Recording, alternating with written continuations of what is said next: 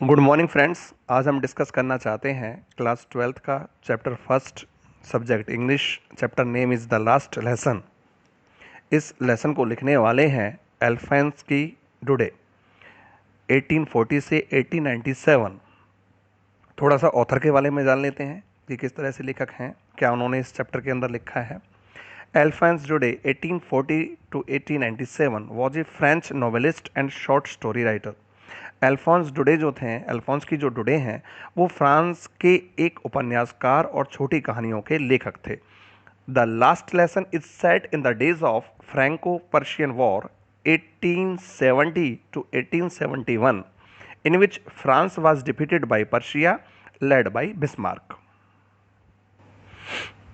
The last lesson उस समय की घटनाक्रम को बताता है, उन दिनों की कहानियों को बताता है जब फ्रांस और पर्शिया में युद्ध हुआ था। वो साल था 1870 से 1871 के बीच का। इस समय पे फ्रांस को डिफीट किया गया था, हरा दिया गया था पर्शिया के द्वारा, और पर्शिया का जो किंग था, पर्शिया का जो लीडर था, वो था Bismarck. Persia then consisted of what now are the nations of Germany, Poland and the part of Austria. उन दिनों जो पर्शिया था उसके अंदर दो तीन जगह और शामिल थीं, जैसे कि इन प्रेजेंट का जर्मनी, पोलैंड और प्रेजेंट का ऑस्ट्रिया। उन तीन जगहों को मिलके कुछ कुछ हिस्से को मिला के उस समय पर्शिया कहा जाता था। इन दिस स्टोरी, इस कहानी के अंदर, the French districts of Alsace and Lorraine have passed into the Persian hands. इस कहानी के अंदर फ्रांस के दो डिस्ट्रिक्टों की कहानी बताई गई है कि उसके दो डिस्ट्रिक्ट्स अल्सेस और लॉरेन चले जाते हैं पर्शिया के हाथों में, वो डिफीट कर दिए जाते हैं वो इलाके। रीड द स्टोरी, इस कहानी को पढ़ते हैं, टू फाइंड आउट, और ये तलाशने की कोशिश करते हैं, व्हाट इफेक्ट, कि किस तरह का प्रभाव this had on life at school, विद्यालयों के जीवन पे पड़ा जो अल्सेस और लॉरेन के हुआ करते थे। अब कहानी स्टार्ट होती है। I started for school very let that morning.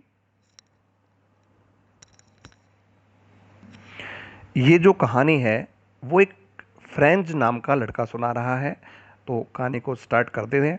I started for school very let that morning. उस दिन मुझे स्कूल जाने के लिए, उस सुबह मुझे स्कूल जाने के लिए बहुत देर हो चुकी थी। And was in great dread of A scolding. Dread जो शब्द आया है उसका मीनिंग होता है भय होना, डरना, और मुझे डर था, बहुत ज़्यादा डर था। ऑफ स्कॉल्डिंग, कहीं मुझे डांट ना पड़े। स्पेशली बिकॉज, मुख्यतः इसलिए क्योंकि M Hemal had said that, यहाँ पे एक नया नाम आया है एम हेमल, जो कि उस फ्रेंच के अध्यापक हैं, उसके टीचर हैं। M Hemal had said that, कि एम हेमल ने कहा था कि ही वुड क्वेश्चंस, कि वो सवाल पूछेंगे, अस ऑन पार्टिसिपल्स, पार्टिसिपल के ऊपर। ग्रामर का, इंग्लिश ग्रामर का एक टॉपिक हुआ करता है पार्टिसिपल। फ्रेंच नाम का लड़का अपनी स्टोरी सुना रहा है। वो कह रहा है कि उस दिन मैं स्कूल जाने के लिए बहुत मुझे देर हो चुकी थी, बहुत मुझे डर था कि मुझे डांट ना पड़े, मुख्यतः क्योंकि मिस्टर हेमल जो हैं उन्होंने मुझे पार्टिसिपल के ऊपर कुछ क्वेश्चंस बताए थे। And I did not know, लेकिन मैं जानता नहीं था, द फर्स्ट वर्ड, एक भी शब्द, अबाउट दैम, उनके बारे में, पार्टिसिपल्स के बारे में मुझे कुछ नहीं आता था।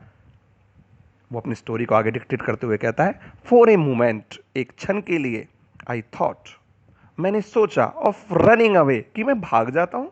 अक्सर जो बच्चे पढ़ने में इंटरेस्टेड नहीं होते वो इस तरह के काम करते हैं कि उसने सोचा कि मैं भाग जाता हूँ। एंड स्पेंडिंग द डे, और बिताता हूँ अपने पूरे दिन को, आउट ऑफ डोर्स, दरवाज़ों से बाहर, घर से बाहर, out of school, out of house, इससे बाहर अपने दिन को बिताता हूँ। उसने ये सोच लिया। इट वॉज सो वार्म, बहुत ज़्यादा गर्म दिन था। सो ब्राइट, बहुत चमक थी उस दिन। The words were chirping at the edge of the woods, जंगल के किनारे पर पक्षी चहचहा रहे थे। चिरिपिंग का मतलब होता है चहचहाना, वुड्स का मतलब होता है फॉरेस्ट टाइप में जहाँ जंगल हो। उस दिन पक्षी चहचहा रहे थे जंगल के किनारे पर। And the tin he open field back of the sawmill, the Persian soldiers were drilling, और पीछे खुले खेतों में आरा मशीन के पीछे की साइड में पर्शिया के जो सैनिक थे वो ड्रिल कर रहे थे। आर्मी जब भी कभी अपना अभ्यास करती है उसे ड्रिल करना कहते हैं। तो आर्मी पीछे के खेतों में अभ्यास कर रही थी, जो आरा मशीन के पीछे खेत थे। इस सारी जानकारी को दे रहा है फ्रेंच। वो स्कूल के लिए लेट था, वो जा रहा था। It was all much more tempting, ये मुझे ज़्यादा लुभा रहा था, टेम्प्ट कर रहा था, then the rule of participles, participle के नियमों की बजाय। But I had the strength, लेकिन फ्रेंच कहता है कि मेरे पास ताकत थी टू रेसिस्ट, इस चीज़ का विरोध करने के लिए, and hurried off to school, और मैं बहुत तेज़ी से स्कूल की तरफ चल पड़ा। मैंने सोचा नहीं, मुझे अपने दिन को ख़राब नहीं करना है। इस तरह से फ्रेंच ने कहा चाहे मुझसे कुछ आता है या नहीं आता है, वो स्कूल के लिए तेज़ी से चलने लगा, चाहे उसको बाहर का एटमॉस्फेयर बहुत अच्छा लग रहा था। वो आगे कहता है, when I passed the town hall, लेकिन मैं जैसे ही टाउन हॉल के नज़दीक से निकला, देयर वॉज ए क्राउड, वहाँ भीड़ लगी थी, in front of the bulletin board, bulletin board के सामने। पुराने ज़माने में लगभग हर बड़े शहर के अंदर बुलेटिन बोर्ड हुआ करते थे, टाउन हॉल हुआ करते थे, जहाँ जितनी भी न्यूज़ उस देश से रिलेटेड, उस समाज से रिलेटेड आया करती थी, वो वहाँ पे जो थी लगा दी जाती थी। तो वो जब गुजर रहा था, उसने देखा कि बुलेटिन बोर्ड के पास बहुत ज़्यादा भीड़ खड़ी हुई थी।